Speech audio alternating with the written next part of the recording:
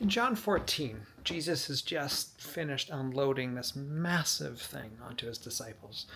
Peter, you're going to deny me. This is what's going to happen to me. All of these awful things are about to go down, and your life is about to change forever.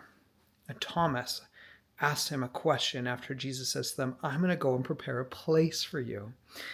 Lord, how will I know the way? And Jesus' response is challenging and brilliant at the same time. I am the way, the truth, and the life. No one comes to the Father except through me. And when you've seen me, you've seen the Father. There's beauty in that, and I don't think we reflect enough on what that really means. Lord, how will I know the way to get to your Father's house? And Jesus says, I am the way. Following me, following the way that I live my life is the way. What a beautiful transformational way to stop and listen to the people around us, to see them as they are, to bring healing to the broken, freedom for the slaves. This is the way that Jesus lived his life, and it transformed everything around him. I am the truth. It's really hard in a world where we say, speak your truth, and your truth is the truth, and there's not a sense of objective truth. And yet Jesus is saying, I am the truth. The way that I live my life is the truth. Where I'm going is the truth. There is a difference between truth and lies. What I've told you is true. Everything that I've told you is true, which is why the Gospels are so important to know and Jesus is so important to fall in love with, and not so much on the religion and the other pieces around that. I am the way, the truth, and the life. All of that brings a new way of living, a new way of experiencing what's around us.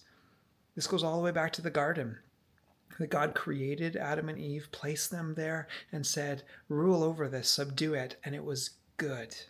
Jesus is saying, I'm inviting you back into that way of life, that you can come and experience life exactly the way that it's supposed to be, free of anxiety and worry, which is what he's just told them. Don't worry. Don't let your hearts be troubled. Despite my upcoming crucifixion, despite your denials, don't be troubled. I've overcome the world.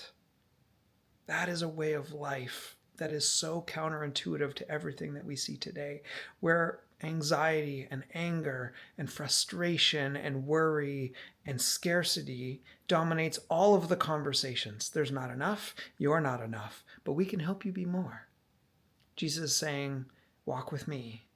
I will show you a new way of life. All the way back to the first time he called those disciples, come and follow me, and I will make you fishers of men. A new calling, a new life, a new way of living, a truth that grounds us in everything, gives us a foundation. It's simple, but so hard to live out. For us today, it means rooting ourselves back into who he is. It means practicing life in the way that Jesus did. Generosity, simplicity, solitude, community, leaning deeper into our relationship with him and falling in love with Jesus so that we can know and discover the truth, that becomes our way of life. You know what's right, not me, Lord. And then we discover the life that comes from that, the ability to be salt and light all around us, to be a non-anxious presence in the midst of chaos, to welcome people into a family and a kingdom that says, you are my sons and my daughters. I love you. I know you. I've invited you into this. I've bought you at a price. There's freedom in the midst of that. So wherever you happen to be today, may the Lord bless you. May you know that peace. May you know Jesus more. And may he show you the way to the rooms that he's prepared. God bless you.